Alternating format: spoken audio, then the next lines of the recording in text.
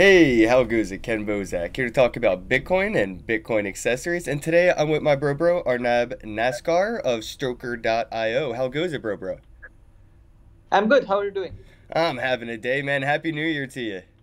Happy New Year, and thanks for having me on the first working day, actually. Yeah, exactly, man. Much appreciated. Yeah, you were on holiday for a while. I got a auto email reply from you. I was like, wow, I'm the first thing he's doing when he gets back to work. So I appreciate that. Why don't you go ahead and introduce yourself to everybody? Let everyone know who you are, maybe how you got into this space, and what you're doing now in the industry. Okay. And thanks first for having me, Ken, and it was really a pleasure. My name is Arnab Naskar. I am currently based in Hamburg. I'm in the Hamburg, crypto where's that at? Hamburg, yes, in Germany. Yes, it's Oh, northern part of Germany.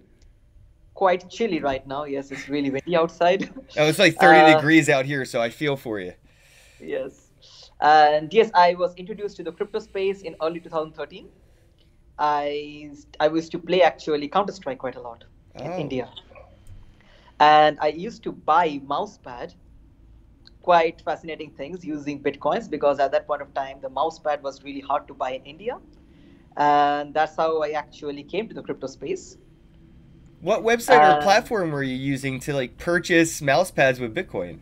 yeah, so I used to get Steam. I had Steam account, so I used to get the keys, and then I used to convert to Bitcoin, and then I used to ship the mouse pads to India. And Oh, Steel okay. Series mouses and other, they were really in high demand at that point of time. And that was a way I actually got introduced to Bitcoin. Interesting. Yes. Later on, actually, I took it as a part of my research. I have a legal background. I am a lawyer based in India, and I started doing legal research on Bitcoin. And in 2015, I came to actually Germany to pursue my master thesis and then my PhD, where certain element of research was focused on cryptocurrency and the legal issues. And over the period, I got sunk into this rabbit hole over the period, slowly, and I didn't realize how it happened. It's like, And yeah, it's like a gravitational pull. It's like a wormhole, yes, man. and it's actually fascinating because I was working as a lawyer, and there was a lot of activities. Definitely, I was quite involved in day-to-day stuffs. But this Bitcoin thing is really crazy. Like a lot of things in every issues people have Do never you thought deal of, and with this like thing. retail and individual personal like law, or is this more institutional and corporate? So what I was doing was mostly academic research on the legal issues, like what kind of consumer rights issues that may come because Oh, the okay. entire industry is going to change. And I was also focusing on competition law, that is the cartel and antitrust issues. And this can be a different aspect. Like we have never thought of that cryptocurrencies can create a new cartel, but in this cartel, who should be responsible? Is the miners and others. So that was actually part of my research, Mm. mostly. Who did you find out? Because I would imagine not no spoilers or whatever, but I mean I would imagine it's the supplier of the electricity and the government that can regulate the on and off ramps to the supply itself of the electricity. Yes, but look, there are a lot of different stakeholders, right? It's not only the electricity players, but the mining pool also has a huge say, right? And also, to a certain extent, I can say this coders also have responsibility. This coders consortium, I will not call only mining consortium, but the coders consortium, they also have responsibility. They Well, that's so self-incentivized too, because they're holders of the asset that they yes, develop for the better of maybe, not just their own incentive to make themselves yes, richer, but to make the asset itself better, which will hopefully overturn the profit. yes, yes, and that's the thing, that is how I got stuck in the ecosystem. And for last 1.5 year, I'm now in the crypto space full time. We started with few other partners based in Luxembourg, Hamburg, and in Berlin. A company named Psychos, which advised various blockchain-based ventures over the period for last 1.5 year, and exchanges and different companies, also different law firms in the space. And then from last year, we started working on a securities token issuance platform. That's Talker, and that we are planning to launch in the spring of this year. So exciting times are coming, and we are really in the right time where you can really build a product, forgetting all the hypes, and we are in the right moment what we are currently actually going to do on the space. That's interesting that you brought up the security tokens. I've had a couple guests on my show recently, and I been talking a lot about that being 2019's topic of the discussion will be security tokens. And that's a way for institutional investors to get in the way they always wanted during the ICO market boom. And that's kind of why the ICO market frizzled out. Nothing came of it. All investors were left holding bags of nothingness. So I think that this is going to be a good year for security tokens. Exactly what role does Stoker play? Yes, the thing is that I would actually beg to differ on certain issues.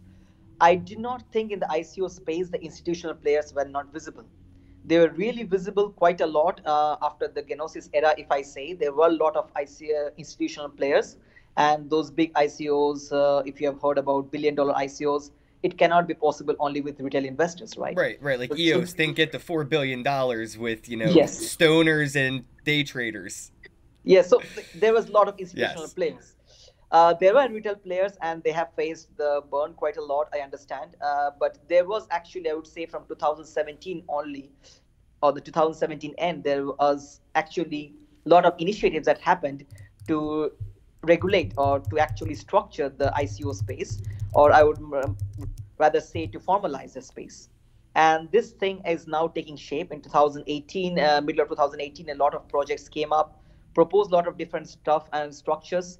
And I think this ICO model is not only for the blockchain based projects, right? Even non blockchain based and non technology based Exactly. companies can still use the model. And for them, the STO is a really the way forward, because what we are talking with the STO is a new form of capital market, right? Yep. You're giving a liquid asset, right? You're making an illiquid asset to a liquid asset. And for that, the tokenization really helps.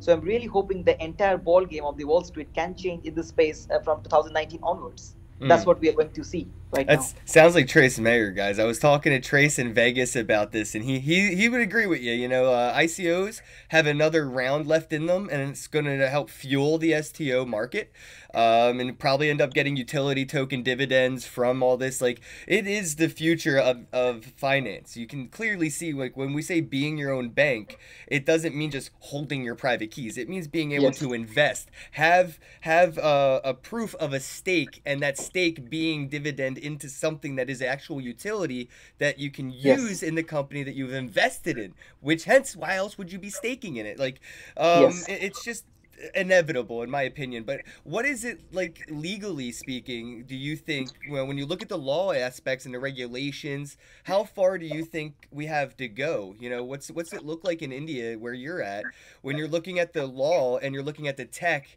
Obviously they're going to collide heads. Which one's going to win first and why?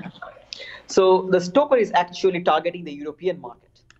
Indian market at this point of time is quite premature, I would say. Yep. Because the capital market law in India is quite not evolved. And European market in this regard, I would say, is quite advanced because of the European Union structures, which is quite flexible, and on the other hand gives quite certainty in this space. Unlike the US market, because the US market is quite fragmented in this regard. And what I am really looking in this space is the access to the retail investors. As you started, the STO space will give access to the institutional players. But what is bigger opportunity is for the retail investors, because everyday individuals who are not institutional or qualified investors, they have very limited access to invest into early stage startup. See, now here's my thought. I feel like they're still going to make it so you have to be an accredited investor to liquefy the asset, right? Like, you may be able to transfer it. You may be able to sell me something that I couldn't get as an accredited investor because, private keys are private keys. But if I wanted to liquidate it, who do I go to? I have to go back to you or somebody else that's already been accredited. Otherwise, I'm holding something I have to get, KYC'd for. So I don't know. Do you see that being a problem? I see that.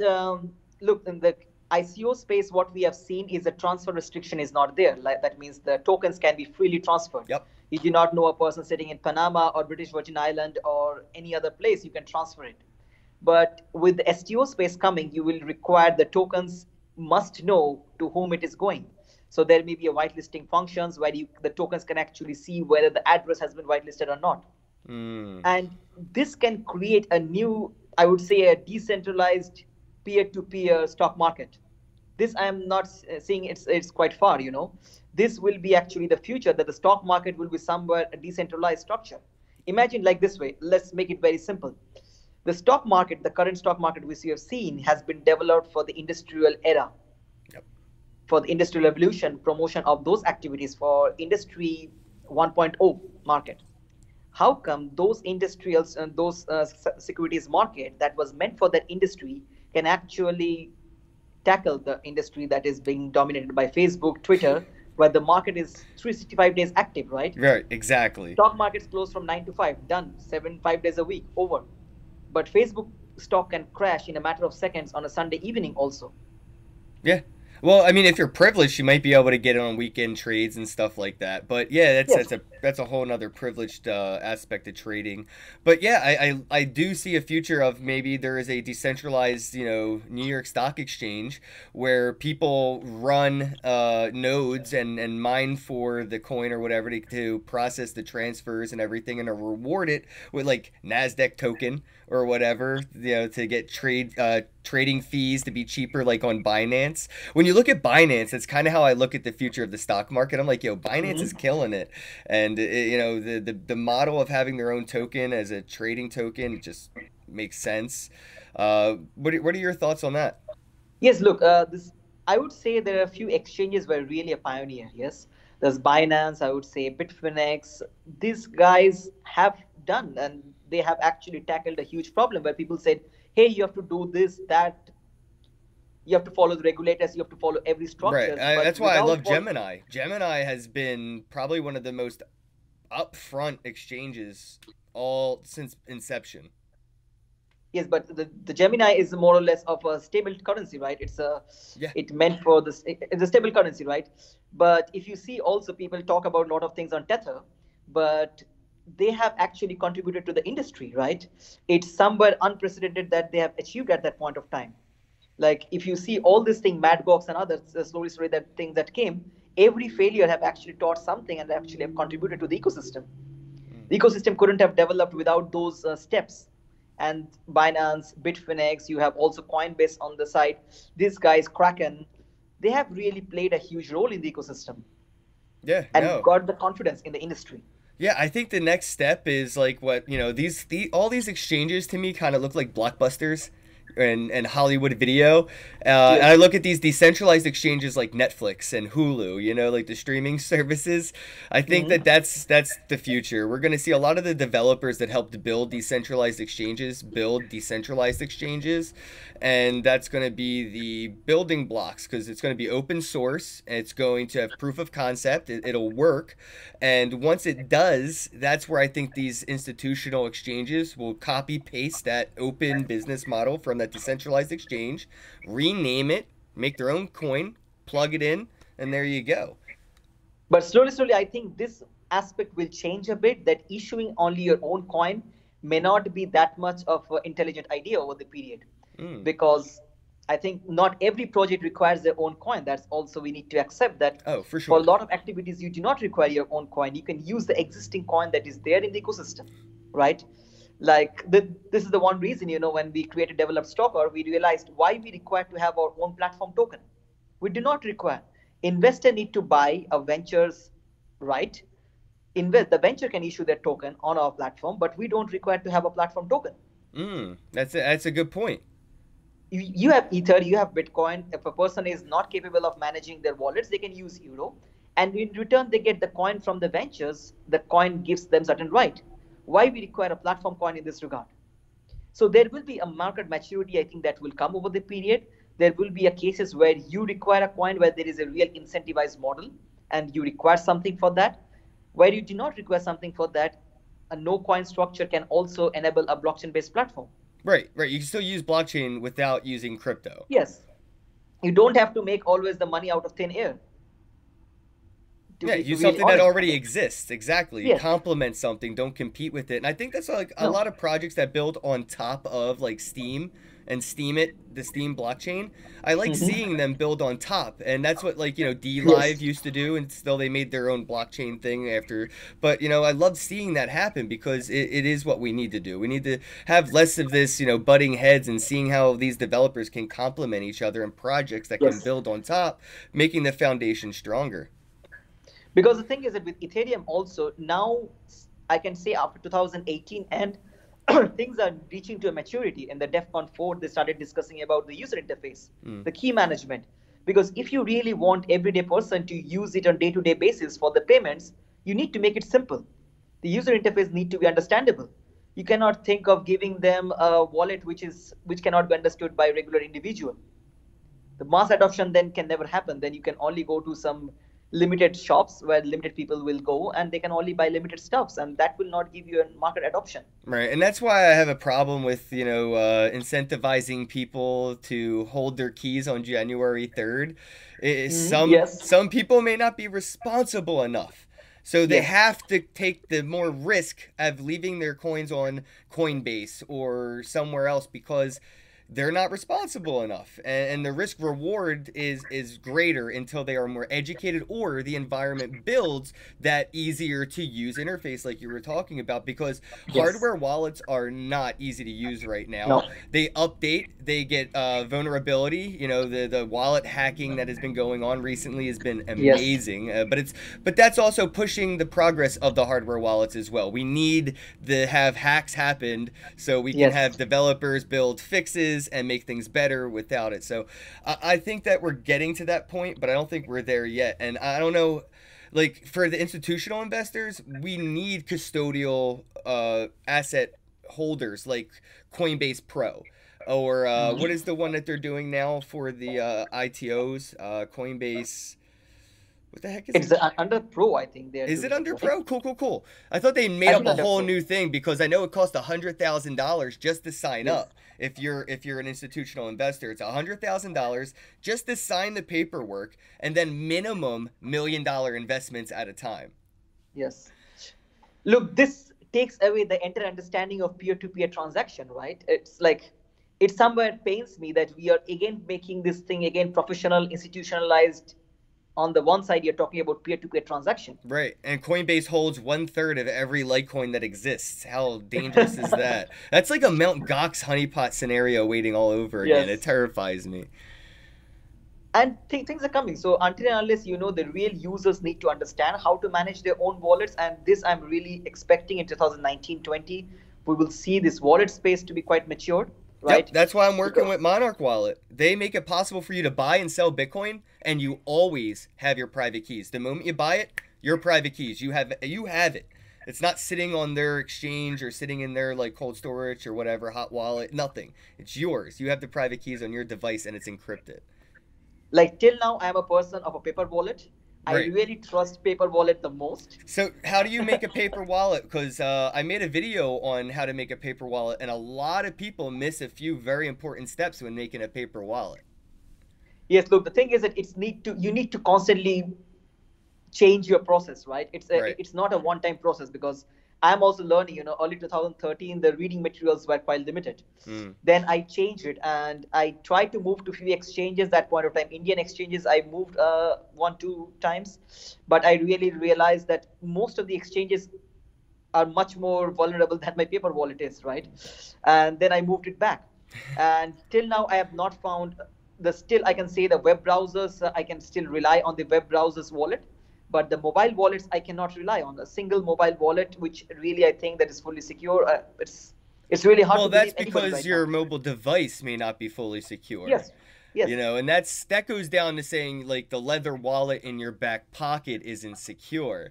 I spend crypto, so I keep whatever I'm spending. My day-to-day money is on my phone, which I would consider my leather wallet.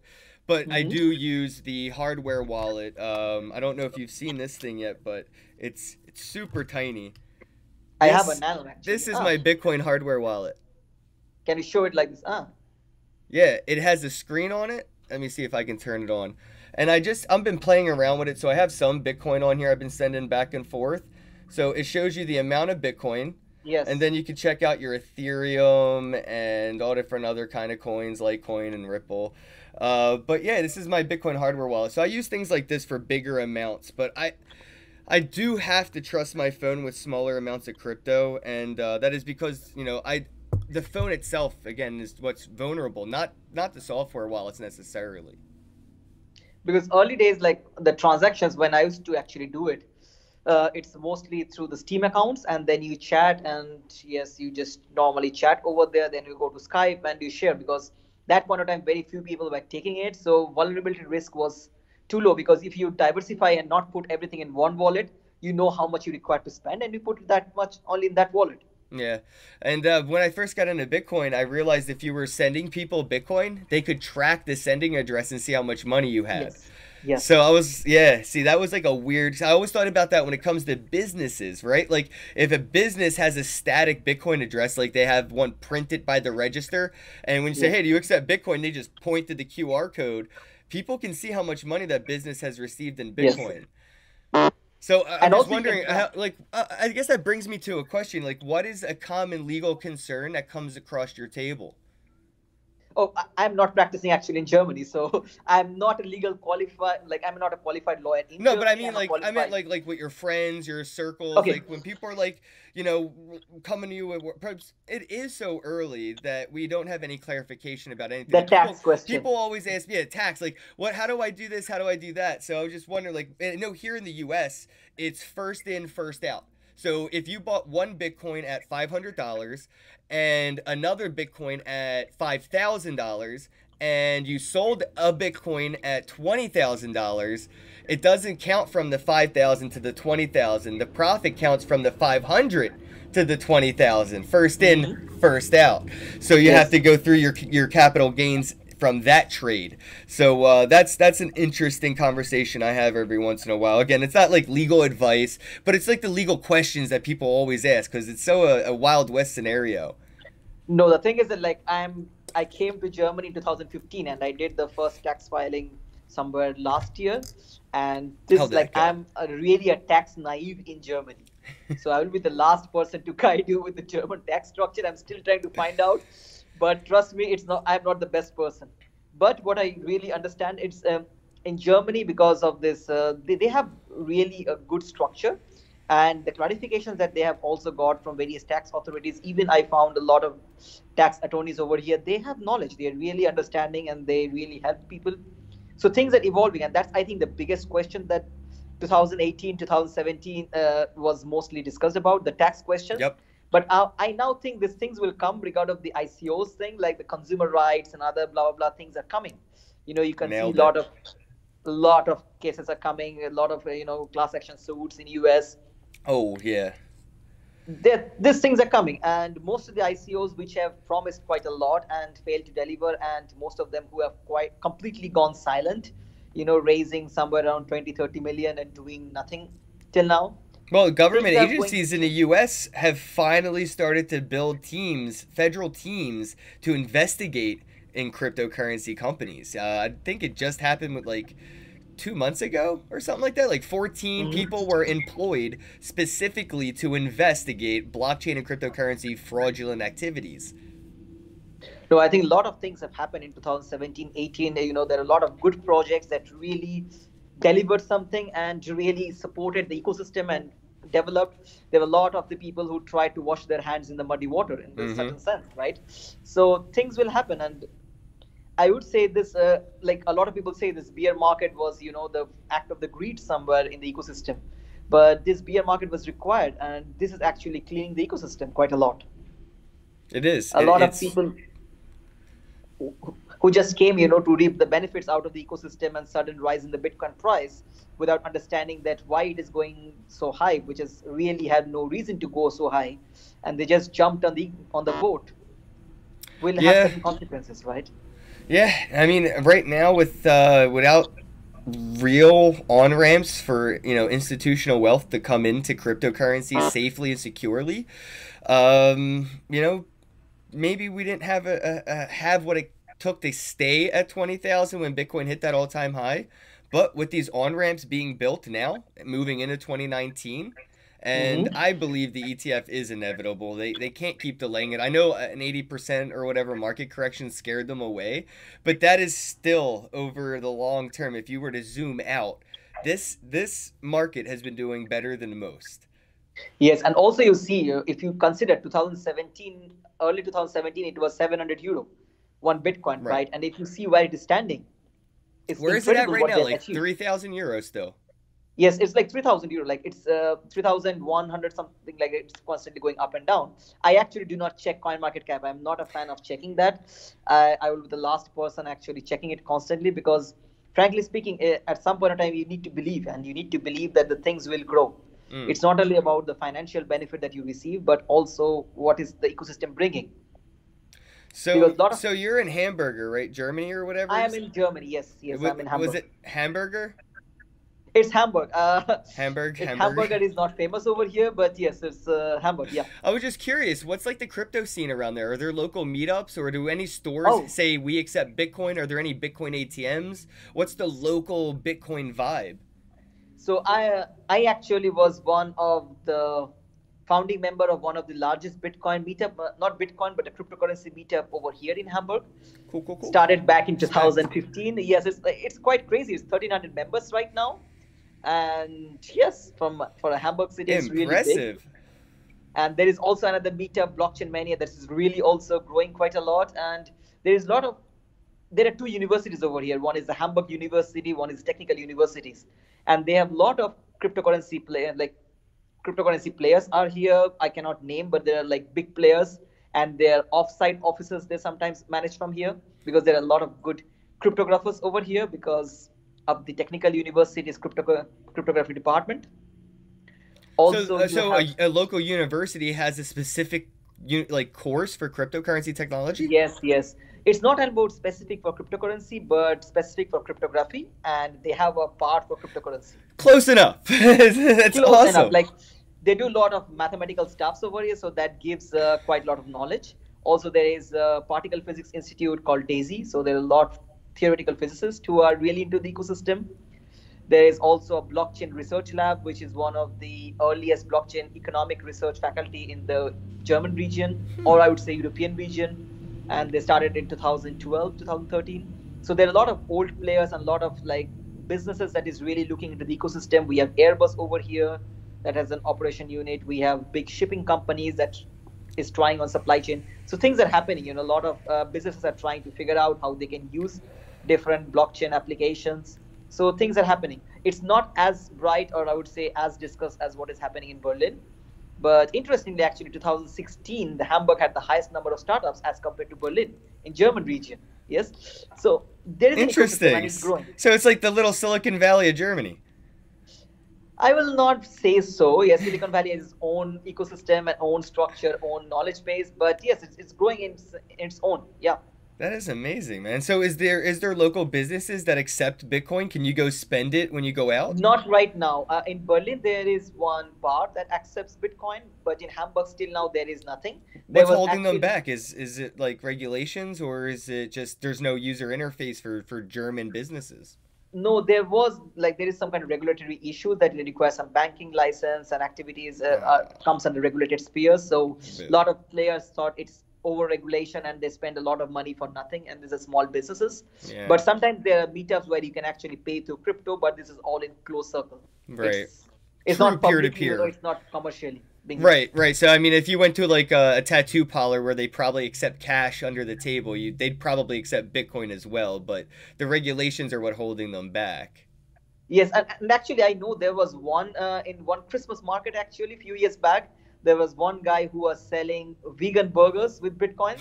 So there are some this like there's some people who are quite bold and courageous to do this kind of stuffs, and yeah, there are. Wow, true. That is a true advocate right there. Yes. No, in Berlin and Hamburg, there are a lot of people actually. They take a lot of cryptocurrency based payments. And yes, it's actually increasing over the period. Yeah, I would say. So I wanted to get back to Stoker.io and talk a Yes. little bit about security tokens. If you could maybe educate the audience a little bit about like how they're created and like the purpose behind them. Like how is it a security token? What makes it different than an ICO token? Okay, so I would just first come with the Stoker's vision and why we started actually. The vision of Stoker is actually to connect everyday ventures like SMEs or startups or even family-run companies to connect with everyday investors like regular investors because there is a huge problem in the capital market space that capital markets cannot be accessed by SMEs. The startups can actually go to VCs and raise funding, but for SMEs or small and medium enterprises to go to a VC is not a feasible option. And on the other hand, the bank loans, they require collaterals. Right. So there is a limited scope for them to do research and development to grow their business space. On the other hand, you have the retail investors or everyday investors who are not qualified investors, have limited diversification options. You put in the money in the bank, the money, there is no interest rate, near to zero, and there is negative almost right now. It is. It is. Yes, it's a Shit. negative interest market It right now. is Yes. because they charge you every fucking month for your checking Yes. account on top of the interest and the inflation. It is negative. You're right. Yes. On the other hand, you have only access to the companies like, let's say, Facebook and others once they goes to public, right? How many retail investors have access to the ventures like pre-Facebook when they were in the, garage or some like early stage seed companies? So the crowdfunding tried to do something, and definitely they have achieved, but there was always a problem of liquidity. Like once these instruments that the ventures are issuing, let's say share rights or equity rights, something, these are paper documents which is not freely transferable. So here we tried to merge two scenarios, like can we bring some kind of securities that gives a financial right to the venture to the investor, and can we do it using blockchain or tokenized element? So these are can be peer-to-peer traded. And there comes the Stoker's innovation. What we are helping is the venture to issue their profit sharing rights. So every venture will issue their profit sharing tokens on our platform, and investors can actually buy those profit sharing tokens by Ether or by Euro. These profit sharing tokens will be issued on ERC20 standard at this point, and every venture will have their own profit sharing token. So what the tokens gives? The token gives the right to share the profits in the company, as the company will generate profit over the period. And in the secondary market, when the secondary market gets activated, they can also trade in for other tokens or for the cash, and also probable in the future scenario, if there is an exit in the company, they will also have an upside potential in the exit options. So this is what we are enabling them through the Stoker interface. And we also call in the Stoker, we have three pillars, the three core pillars of Stoker.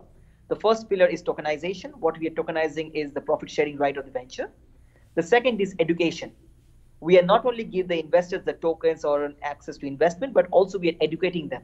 And that's where SEC and all of the regulators are trying to do in the security space is investor education. But how can you think of doing an investor education with 500-page securities document? Right. Right, it's full of risk. Even if you have looked at some Siemens IPO documents or some big company IPO documents, you will not understand what the company is doing, because these are purely legal risks, what has been mentioned. So here we try to make the user interface, or we call it the user journey in the securities world, quite easier by making those risks understandable. So educating them about the industry, educating them about the business, and how the financial instruments and tools need to be analyzed.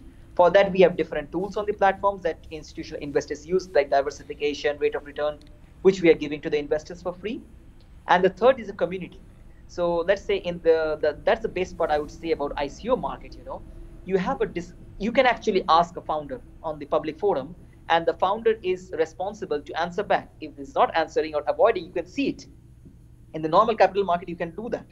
You can write some questions in some documents, and nobody is bothered to answer, and sometimes they're not visible. So transparency is a big question, and that we want to actually bring back. The community can actually ask questions on the platform to the ventures about different financials, risk. They can also ask, let's say after 1 year, whether the projection that you have done is right or wrong, and they have an obligation to answer. So we try to bring these three components, taking something from ICO, taking something from securities world, I would taking something from the crowdfunding world, and merge it to give a holistic understanding of what new capital market can look like. All right. Yeah, no. And you know what kind of worries me, though? You did touch on a couple topics that I wanted to bring back up just to touch on. But, like, you brought up the ability for people that may not be, accredited, right? Institutionalized and have the ability to invest in companies. And also companies that may not have the ability to reach, venture capitals for investment opportunities in their own small business. Isn't this possibly going to build the same problem just with better technology, where a small business may not be able to go the security token route because of regulations being built around it. Now that, you know, they're not qualified again, or something, we're just creating a whole new problem built on better technology, or the same problem in moving into a better technology, where I might not be able to invest in a local small business because I have to become accredited through KYC. And you know, I think that the ICO market had a good thing kind of going, where I didn't have to prove who I am, how much money I have, get accredited, but I also didn't have any insurance as well on my investment. So it was like risk reward, opportunity, and everything kind of Hmm. balanced. And, Yes. and now we're moving into a space where, you know, institutional investors want security behind their investments into these digital assets.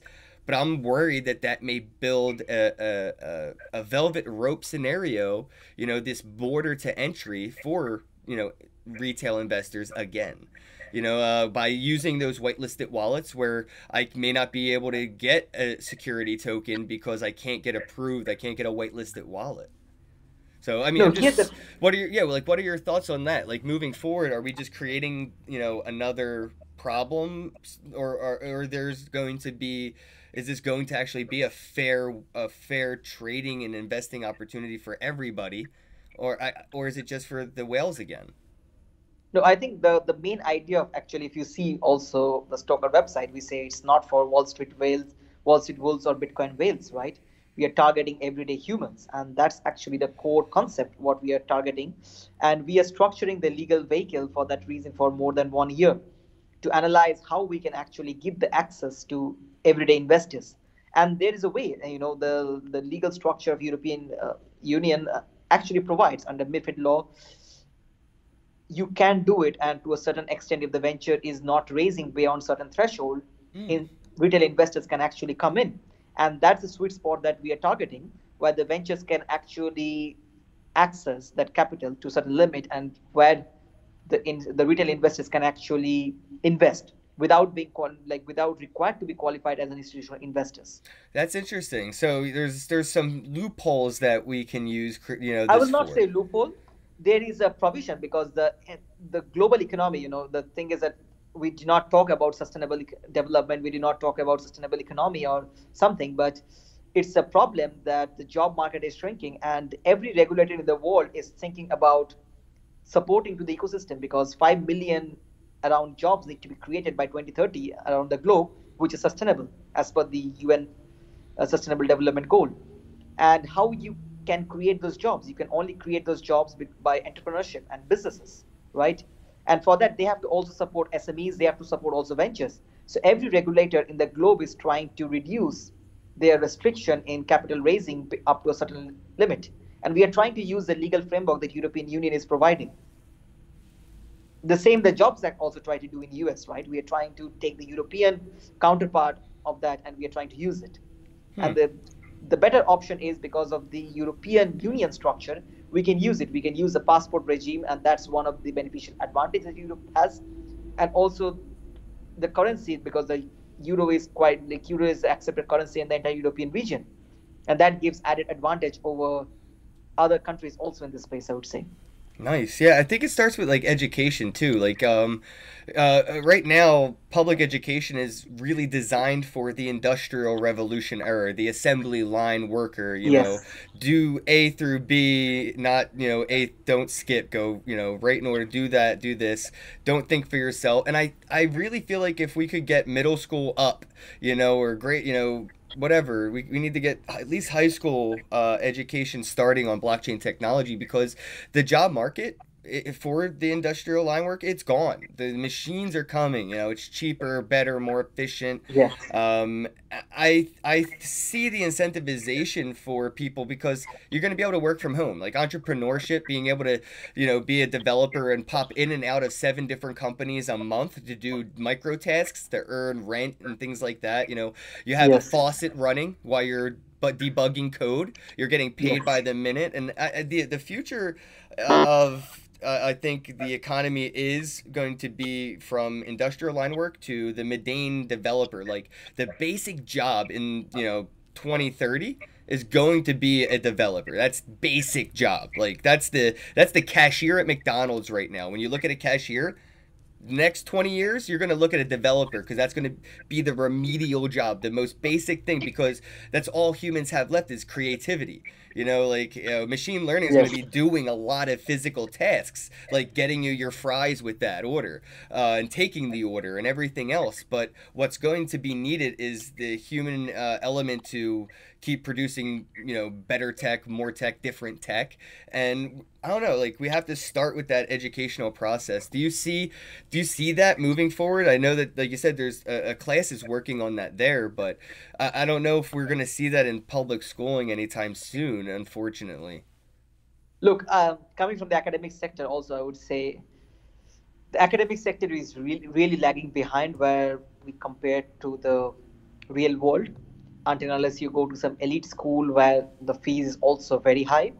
If you are talking about normal education, which is affordable, they're really lagging behind. And there's a problem that education system, I don't see that in near future also can help you. That is the reason, Khan Academy or Coursera or this kind of platforms have developed tremendously because there is a requirement and there is a demand for this kind of education. And we are targeting on one part of education. Our target is education for investment decisions. Like when we go to schools, how many people really teach us to do basic things like cooking, to do your tax filing, to do how to manage your investment portfolio, that one single income is not suitable for the rest of your life. Nobody teaches it, right? We're just targeting to teach one single element about diversification, maybe management of investment, but the other part of the education is missing, and these are the basic values and basic skills that you require. Yeah. Well, it's really the system that the way it's built is disincentivized for that knowledge, right? Like the more people that don't understand how to, make money, the better. They love when people have a bank account with money sitting there where, they're getting nothing for it and the banks are using it to trade themselves. If they educated people how to work the market from, high school or whatever, people would never open a bank account. There's no reason to sit your money there in this day and age. It used to be because it was safer. What was your other option? Stuffing money under your mattress? What if your house burnt down or you got robbed? Well, now you could use things from Venmo and PayPal to cryptocurrencies to, why would you use a bank account? And a lot of people that learn how to invest, they end up, basically storing their wealth in, certain stocks like they would a bank account, pretty much. Like people look at, I guess, like Google and Facebook, basically like savings accounts rather than like investment Yes. opportunities at this point. Yes, yes, because inflation, you have to get an asset that is correcting itself with inflation, right? Right. If you keep the money in the bank account, it is not in like it cannot correct itself with the inflation. So you need to find a way out, and this is actually the opportunity. And coming to your question, like the comments regarding the bank accounts was actually designed in such a way that you do not hold your money, frankly speaking, right? Let's say I do not want to specifically name the countries, but when we saw the economic like instability in Europe, also, you cannot take your own money out of the bank account, right? And that's your money, but it's state owned. So if you see the every legal tender, that is every notes, you do not have right when some bank authority says you cannot take out more than, let's say, $1,000 a day, €1,000 a day. And this is So this is happening in crypto too now with these cryptocurrency exchanges. HitBTC just froze people's accounts because tomorrow everybody's going to take their money off of exchanges. So these centralized exchanges are repeating exactly what that is in the legacy banking industry. So it is insane. And then again, people don't understand. Like you said, when you have money in the bank, it ain't your money. You don't have it. You have permission maybe to ask for it. They have a chance to say no if they're not open, or if your limit is $400 at the ATM, they're going to tell you no when you ask for five. So it's not And even really if they your have, money. they may not have the legal denominations also, right? You want $10 and they don't want to give you $10, you have to take $100. Oh yes, that's true. Exactly. Yeah. Right? Or you have to have a minimum of $100 in your account. Yes. So if you have 100, you can't even ask for 10.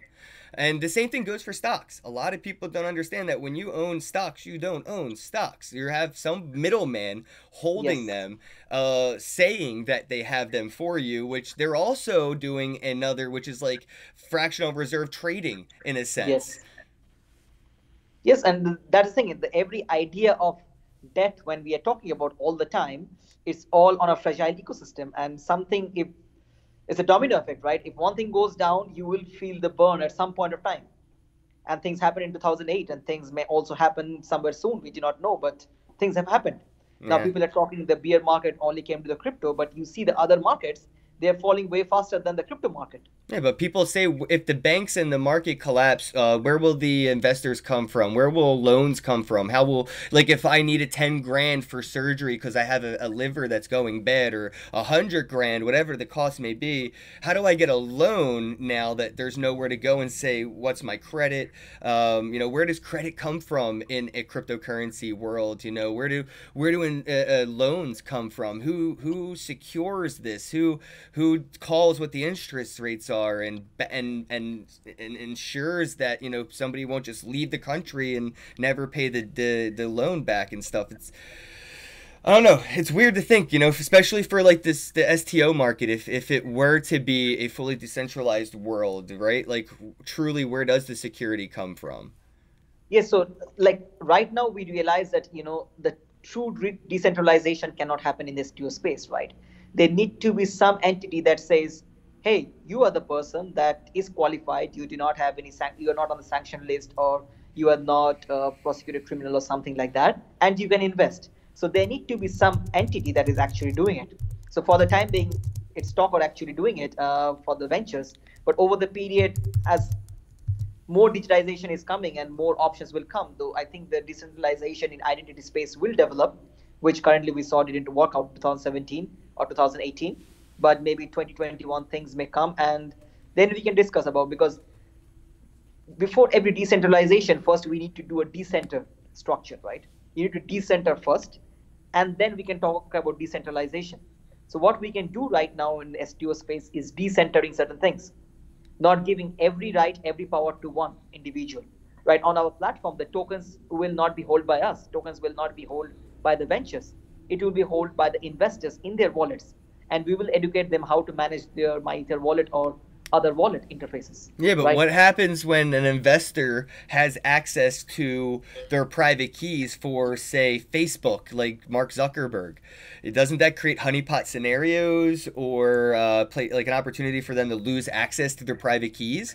And now the CEO of the company basically burned all his stock in the company because he lost access to the company's stocks that he had possession of. Or there's a multi-sig scenario and collusion.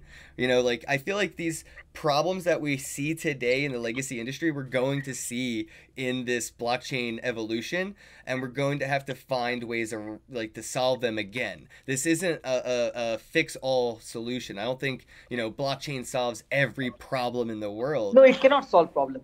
Like the same thing as you mentioned, if the person, if let's say 10% of the company's securities token get lost, right? Right. Uh, Or let's an say yeah. my let's say something happens and they get lost. So for the time being on Stoker, the smart contract we have developed in such a way that there is a force transfer function. The investors can apply to the venture that, hey, I lost, and they have to prove the genuine reason how they have lost. And if they have proved it, then they can do a force transfer. The venture can do a force transfer based on certain best practices from their lost wallet to the new wallet. You may, from a purely decentralized perspective, you may say, no, that's wrong. That's not viable. But Right. imagine a student that has just invested €1,000 and he loses it, he's at the risk of losing the entire money. So instead of supporting those small investors, we are actually killing them.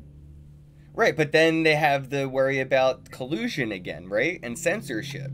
So what if the board of the directors that have this ability to overturn the private keys, if I were to lose them, what if I didn't lose them and they just choose to use this feature as if I did? It just There will be, I don't know. there will Maybe be, my tinfoil hat's on too tight. no, I can understand. Like, look, there will be a lot of cases. Let's say after issuing the securities token, also the company may go completely out of the scenario. You may not find a trace. So here, the platforms like us who are bringing those ventures, who are connecting, they have some responsibility also to do some due diligence when we take the projects on board, when we take them on Good. board. Good. And we need to create a best practice scenarios. And that we have done actually.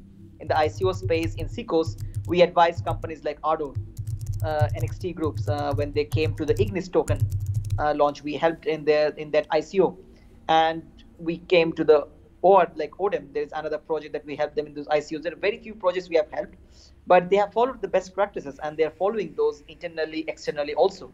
So it's also the service providers like us who are helping them in creating the structure, creating the vehicle, creating the ecosystem around them to be stable. And also a lot of projects, I do not see that, they always have a bad intentions. Sometimes they do not know how to do it and they do it by mistake. Right.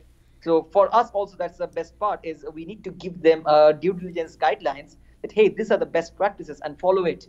Do you see an ability? Do you see an ability to like decentralize what you're doing, utilizing like smart contracts to eventually, what your company is doing, maybe 20 decentralized, projects that we can choose to use that will, fight for reputation and things of that nature. So there is no central authority in the end, like your company, right? Like, do you see the ability to decentralize this process of STOing? And that is the reason, yes, and that was actually the idea to use the Ethereum structure, which is already decentralized. So once the tokens are being issued, we really do not have any control. Let's say if token also goes bankrupt and gets closed, still the tokens are there and venture can interact with the investors. Right. Now, what is the centralized element is when we are onboarding the ventures, we are taking them, we are doing the due diligence and maintaining the whitelist functions, because let's say a company that is running a burger joint and a very successful burger joint in a neighborhood wants to raise capital of 500,000, issuing the profit sharing rights. They do not require to hire a team of developers for managing their tokens, for managing the whitelist, for managing the user interface. That we are doing it for them. So we are a technology service provider in the space. So how do you provide that? Like, do you have your own in-house developers or in-house? We have a team, yes. Okay, so here's my thought on decentralizing it, right? Would be bounties. Your company would submit a bounty to an environment of, knowledgeable people that compete to build these, to write the white paper, to build the white lists, to have the business model structures. That way, the company that comes to you, you have 100 answers for one question, and they can pick the best answer, and then whoever submitted that bounty can earn. But also, like, if you see in this space, in the ICO space, I've also seen a lot of bounty. But I also know a lot of instances where the bounty hunters, after working really hard, also have not got paid. That is true too. That's what I mean. When there's 100 people and only one gets paid, 99 still put in a lot of work. And after getting paid, also sometimes these tokens get listed on exchanges, which I do not want to name them, and suddenly they delist the tokens, so they cannot sell them, and there is no volume. Well, there's a solution to this. I mean, what if the investors of the security token got the vote on the bounties, and based on amount of vote per bounty, you would get some sort of payment, but the one that had the most votes got 51% of the bounty or something like that, so not all players lose. Because I do speak to a lot of people about like the problem with the bounties, of how people do put in a lot of work and don't get paid. But I think that security token business model, again, provides an ability to incentivize and gamify this without leaving too many people unearned, right? Like, if you're writing sloppy stuff just to throw in so you can get a percentage of a pool's bounty, that's not fair to everybody that put in a lot of work. So let the investors vote on everything that they want the business to keep moving forward with. So here actually we structure something. This will come after we launch the MVP in the product in spring. That is, you can actually be an expert on the platform over the period. The more education, the more engagement, the more activities that you're doing on the platform. That does not always necessarily mean that you're investing, but also commenting, helping them to navigate certain questions, acting as a community managers, and you will get different badges. Nice. The more badges that we are trying to include. So that's the reputation system. Yes, so we are including a reputation system over the period, and as the reputation system gets matured, the platform will be slowly matured that it can go towards the decentralization. Because first, what we imagine, because I'm also reading quite a lot of academic stuffs in decentralized element, is there need to be a guidance. First, you need to show what can be the best practices. And there, definitely, we have some role, and we will play as fair as possible. That is the reason we never wanted to create a platform token to have our incentive to increase the token price all the time. And that was the one element that we wanted to make it decentralized, that we do not want to create our own token. But over the period, as the reputation management comes into play, things will develop on its own. And we expect that after, let's say, 50, 60 projects comes on the platform, lot of things can be decentralized and community can take active participation. Community can even be, the expert reviewer on the platform. Exactly. They can Because so also many promote companies projects. do things like look at YouTube. YouTube did YouTube Rewind, and it is the most Yes. hated video on their Yes. own platform because they Yes. didn't ask their fucking end users what they wanted. Yes. Imagine if you, as a customer of a business, had that digital, comment box. Like, bring back the suggestion box. That's what Yes. we need, and that's what I think the STO And market will that's what is in the provide. The platform. That's ultimate, the ultimate suggestion box. and that's what actually is in the Stoker platform. You have a comment section where you can really comment, and the idea is the more you have done KYC, the more your comments will be visible properly. That we have seen the problem in Telegram, that you do not know with whom you're talking to. Somebody asks a valid question and you can see 20 other community managers are trying to stop you down, and you do not get a valid answer. On Right. that platform you can really see who you are with your badges, and you can establish what you're saying has some kind of stress and value. And this we are trying to bring the community element over there, which the ventures will not have the power to actually being the censorship holder, but the community over the period will be able to see whether censorship is applicable or not. But this thing requires some time, and this we will develop over the period, and that's the decentralized element that is coming. Hmm. And they will be incentivized not by our token, but they will be incentivized by the token of the ventures. Right, exactly. So that's exactly how it should be, and Yes. that's what I think will create a more sustainable economy than the debt-based system that we've been working with. The Yes. future economy is, in my vision, so much more sustainable when we have the less barriers to entry, more trustlessness, and Yes. decentralizing the systems that have built borders to entry. It's not sustainable having 1% key play rollers manipulating markets. It's not just unfair, it's just not sustainable. It's obviously unsustainable. I guess I want to wrap up with a question here for you. Yes. What industries do you think may utilize the structure of security tokens first, which would be the first like mainstream companies or industries that may start utilizing the really evolve their business structures? And then again, on the other side, which do you think may actually serve best utilizing security token technology? Like for example, on the Stoker platform, at this point of time I will not say any specific industry, because every industry has its own requirements and growth projections. But what I really see is the ventures that is profitable, or they're generating revenue and they want to grow, and they do not want to, they're not in too late stage, they're in growing phase of the late seed stage startups, and they want to raise the capital without liquidating their equity. Yes, because they are still undervalued, and this kind of ventures will be very much interested in STO space. On the other hand, it does not require to be only a blockchain or tech-based companies. Even a mom and pop shop, which is really growth potential, or as like a very good whiskey company also under authentic product category, they can also raise an STO. So this will create a whole new avenue for every industries. But mostly, I would say for the growth stage companies or late seed stage companies, it will be really interesting to Yeah, the explore ones these that have things. the most restrictions, the harder to get investors, the ones that have actually run into the most brick walls will Yes. utilize this first because the risk reward is so much better because they have no other alternative. This is Yes. option A through B. The legacy system has said you're not good enough for us. So they have been Yes. left optionless until this technology, and that's sort of how I look at like the unbanked and the people around the world that don't have like identification. They can't Yes. get banked, or the homeless who don't have an address, so they can't get banked and accredited for certain things.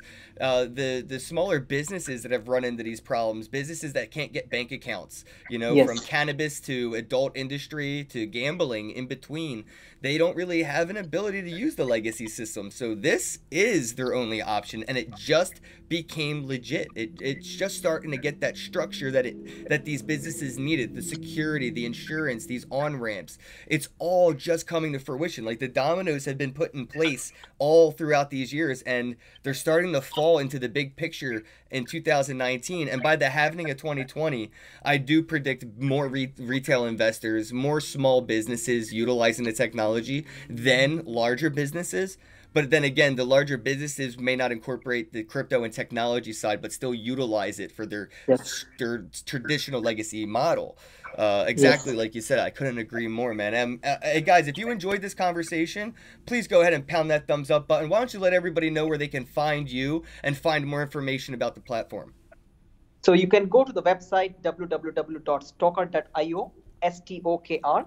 I think there will be some kind of link description below. Yes. Yep. And please leave an email over there at hello@stoker.io. If you want to follow the newsletter, please feel free to follow us, and we will share our journey and our development with you.